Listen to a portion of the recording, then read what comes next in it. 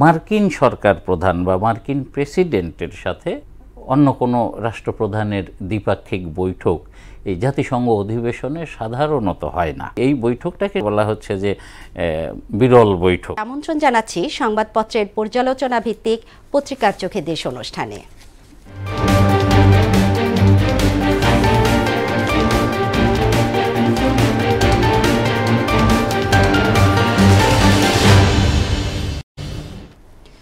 দর্শক, অনুষ্ঠানের আজকের অতিথি মোহনা টেলিভিশনের বার্তা সম্পাদক সুমন মুস্তাফিজ।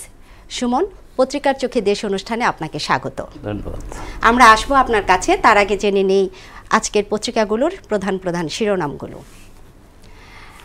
দর্শক, আমার হাতে আছে প্রথম আলো। প্রথম আলো শিরোনাম করেছে, রাজনীতি ঠিক না হলে ব্যাংক সংস্কার টেকসই হবে না, ১.৫ বছরের মধ্যে গণতান্ত্রিক প্রক্রিয়ায় প্রবেশ করা উচিত, অন্তর্বর্তী সরকারের প্রতি পূর্ণ সমর্থন বাইডেনের।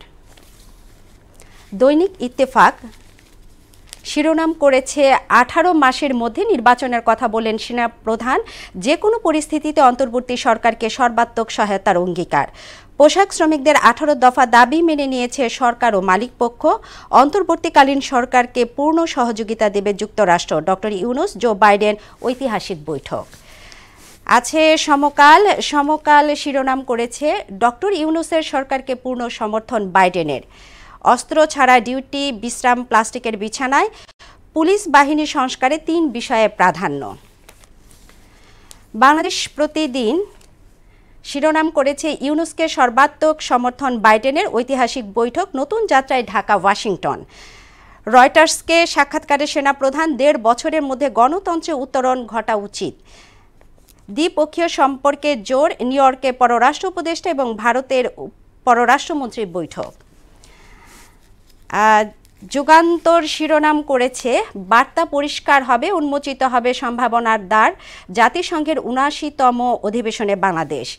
দ্বিপাক্ষিক বৈঠকে ডক্টর ইউনূসকে জো বাইডেন, পাশে থাকবে যুক্তরাষ্ট্র। রয়টার্সকে সেনাপ্রধান জেনারেল ওয়াকারুজ্জামান, সংস্কার সম্পন্ন করে ১.৫ বছরের মধ্যে নির্বাচন। দেশ রূপান্তর শিরোনাম করেছে, অন্তর্বর্তী সরকারকে সমর্থন বাইডেনের, ১৮ মাসের মধ্যে নির্বাচনে সরকারকে সহায়তার অঙ্গীকার। রয়টার্সকে সেনাপ্রধানের সাক্ষাৎকার। নির্বিচার মামলায় অবিচারের শঙ্কা, ৫ আগস্ট থেকে ৫০০-র বেশি হত্যা মামলা। আছে বণিক বার্তা। বণিক বার্তা শিরোনাম করেছে, শেখ হাসিনার শাসনামল ফেসিবাদী কাঠামো তৈরিতে মুখ্য ভূমিকায় ছিলেন ঢাবি শিক্ষক ও সাবেক শিক্ষার্থীরা। ডক্টর ইউনূসের সঙ্গে বৈঠকে জো বাইডেন, বাংলাদেশ সরকারকে পূর্ণ সমর্থন যুক্তরাষ্ট্রের। দ্য ডেইলি স্টার শিরোনাম করেছে, Biden offers full up US support to Yunus-led government. I will stand beside him come what may, says Army Chief about Yunus his government. Globe Edible Well Limited is Alam's backdoor takeover attempt. Suman, আমরা শিরোনামগুলো দেখলাম এবং মোটামুটি সব পত্রিকার কিন্তু একটা শিরোনাম ভালো লাগলো। কমন শিরোনাম সেটা দেখলাম এবং একটা ছবিও আমরা দেখলাম, বাইডেন এবং ডক্টর ইউনূসের চমৎকার হাস্যোজ্জ্বল একটা ছবি, এবং সেখানে অন্তর্বর্তী সমর্থনকে, এটা মনে হয় বাংলাদেশের ইতিহাসে প্রথম, আমি যদি ভুল না করি, এরকম রাষ্ট্রপ্রধানকে জড়িয়ে ধরে ছবি, হাস্যোজ্জ্বল, দুর্লভ। রাইট। তো এই বিষয়টাকে আসলে আমরা আমাদের রাজনীতিতে কি ধরনের প্রভাব পড়বে বলে আমরা মনে করি, আপনি কি মনে করেন? এটা তো এক কথায় ইতিবাচক। অবশ্যই দেখা যায় এই জাতিসংঘ অধিবেশনের, এবারের ৭৯তম অধিবেশনের শুরু থেকেই মানে বাংলাদেশ ভিত্তিক নানা রকম জল্পনা ছিল। যেমন একটা ইস্যু ছিল যে সাধারণত রেওয়াজ আছে যে জাতিসংঘ অধিবেশনে গিয়ে বরাবরই ভারত সরকার প্রধানের সাথে বাংলাদেশের সরকার প্রধানের একটা বৈঠক হয়। এইটা নিয়ে এর আগে গত ২ সপ্তাহ ধরে আলোচনা ছিল যে বৈঠক হচ্ছে কি হচ্ছে না, অর্থাৎ ডক্টর ইউনূস এবং মোদির মধ্যে বৈঠকটি হবে কি হবে না, এই জল্পনা কল্পনার শেষে জানা গেল যে বৈঠকটি হচ্ছে না। যদিও কালকে ২ পররাষ্ট্রমন্ত্রী পর্যায়ের, বাংলাদেশের পররাষ্ট্র উপদেষ্টা এবং ভারতের পররাষ্ট্রমন্ত্রীর মধ্যে একটা বৈঠক হয়েছে আমরা জানি। তো এরপরে এই বৈঠকটা আপনার এখানে খুব ইয়েভাবে যেটা বলা আছে সেটি হচ্ছে যে মার্কিন সরকার প্রধান বা মার্কিন প্রেসিডেন্টের সাথে অন্য কোনো রাষ্ট্রপ্রধানের দ্বিপাক্ষিক বৈঠক এই জাতিসংঘ অধিবেশনে সাধারণত হয় না।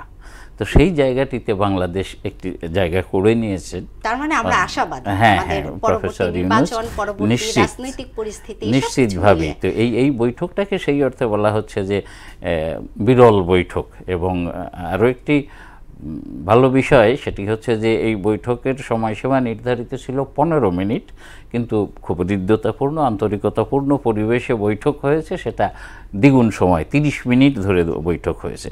বৈঠকের পরে বাইডেন খুব পরিষ্কার জানিয়ে দিয়েছেন তার সরকারের, মার্কিন সরকারের অবস্থানের কথা, যে বাংলাদেশের পুনর্গঠনে সব দিক থেকে সর্বাত্মক সহযোগিতা করবে মার্কিন যুক্তরাষ্ট্র। এটি নিঃসন্দেহে আমাদের জন্য ভালো খবর। আমরা আশা করি যে মার্কিন সহায়তা আমরা এগিয়ে যাব আরও সামনে। আচ্ছা, তো আমরা আরেকটি নিউজ দেখলাম, যেটা হচ্ছে যে রাজনীতি ঠিক না হলে ব্যাংক সংস্কার টেকসই হবে না। তো ব্যাংক নিয়ে বা আর্থিক সংকট আমাদের মধ্যে যাচ্ছে এবং এটা বিগত দিনেও ছিল। তো এই যে বিষয়টা, এটা আসলে কতটুকু সুখকর? যেমন আমরা যদি ব্যাংক সংস্কার বলি, আমাদের অর্থনৈতিক বলি, আমাদের মুদ্রাস্ফীতি বলি, তো এই জায়গাটা আমাদের ঠিক করতে হলে ব্যাংক সংস্কারটা কি কি জায়গায় সংস্কারের প্রয়োজন হবে বলে আপনি মনে করেন? এটা মানে খুবই গুরুত্বপূর্ণ একটি কথা, এবং আপনাকে বলাই যায় যে এই কথাগুলো আমরা কোনো রাজনৈতিক সরকারের দায়িত্বশীল কোনো ব্যক্তির কাছ থেকে পাই না। এগুলো শোনার জন্য আমাদেরকে বিশিষ্টজনদের সভা, সেমিনার, সিম্পোজিয়ামের জন্য অপেক্ষা করতে হয়, কিংবা যখন অন্তর্বর্তী অরাজনৈতিক কোনো সরকার যখন গঠিত হয় তাদের কাছ থেকে এই কথাগুলো শোনা যায়। এটি একটি সাহসী উচ্চারণও।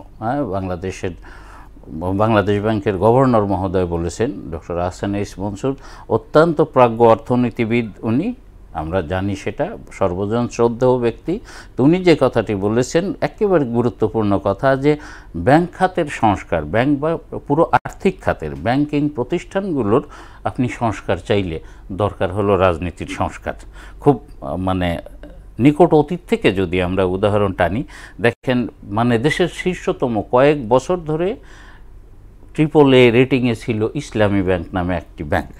সেই ব্যাংকটাকে রাজনৈতিক বিবেচনায় মালিকানা পরিবর্তন করে একটি গ্রুপের, শিল্প গ্রুপের হাতে দেয়া হলো, আমরা জানি সেটা। একইভাবে দেশের 8 থেকে 9টা ব্যাংক আছে একটা পরিবারের কাছে, সেই শিল্প গ্রুপটার কাছে।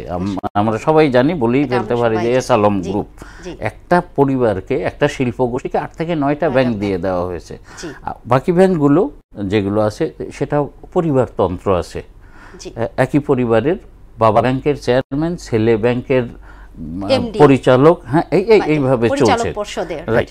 তো এই যে বিষয়গুলো শুধু ব্যাংক নয়, এই ধরনের আরও অন্যান্য আর্থিক প্রতিষ্ঠানগুলোর ক্ষেত্রেও সব মানে কিছুতে মানে প্রাধান্য পায় রাজনৈতিক বিবেচনা। আচ্ছা, আমাদের সময়ও প্রায় শেষ। তো যদি একটু ছোট করে বলে ফেলতেন যে আমাদের 1.5 বছরের মধ্যে গণতান্ত্রিক প্রক্রিয়া প্রবেশ করা উচিত, বা আমরা দেখলাম যে গণতন্ত্রের জন্য আমাদের 18 মাস নির্বাচনের সময় দিয়েছে, এটা কি আসলে কি আমাদের রাজনীতির ক্ষেত্রে বা আমাদের দেশের জন্য সুখকর কিনা, বা কতটুকু ইতিবাচক ভূমিকা রাখে? হ্যাঁ, বিষয়টি তো ইতিবাচক, তবে একটু সন্দেহ আছে যে চারপাশে যত বিশৃঙ্খলা আছে এর মধ্যে এই সময়ের মধ্যে সংস্কারটি হবে কিনা। এটি সেনাপ্রধান বলেছেন, এটা অত্যন্ত আশাব্যঞ্জক কথা, এবং হ্যাঁ এটি কিছুটা চ্যালেঞ্জিং।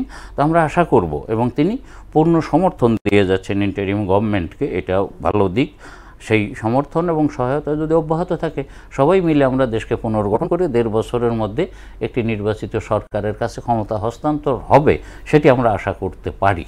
জি, আমাদের হাতেও সময় শেষ। আপনাকে অসংখ্য ধন্যবাদ আমাদের স্টুডিওতে উপস্থিত থাকার জন্য। ধন্যবাদ।